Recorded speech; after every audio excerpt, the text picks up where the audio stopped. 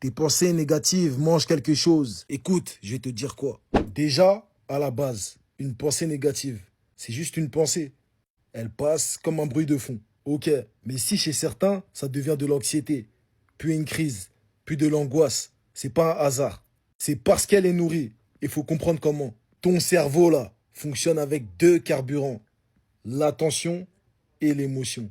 Quand une pensée négative arrive, si tu fais ça, si tu l'analyses, si tu te répètes, si tu te dis et si, tu cherches à la combattre, tu veux absolument qu'elle parte. En réalité, tu lui donnes exactement ce qu'elle veut. Parce que ton cerveau ne fait pas la différence avec je pense à ça pour régler un problème et je pense à ça parce que j'ai peur. Pour lui, penser est égal à important. Donc, plus tu regardes la pensée, plus tu la prends au sérieux, plus tu lui donnes de la place. Et c'est là que le lien avec la première partie est hyper important.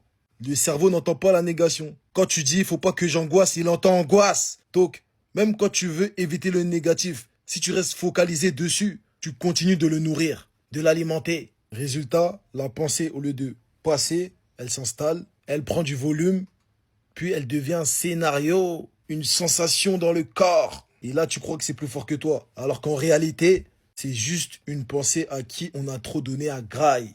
En clair, les pensées négatives ne te contrôlent pas. Elles grandissent parce qu'elles sont nourries par ton attention, ton énergie et par tes mots. Dis-moi dans les commentaires si tu veux la troisième partie. Yes!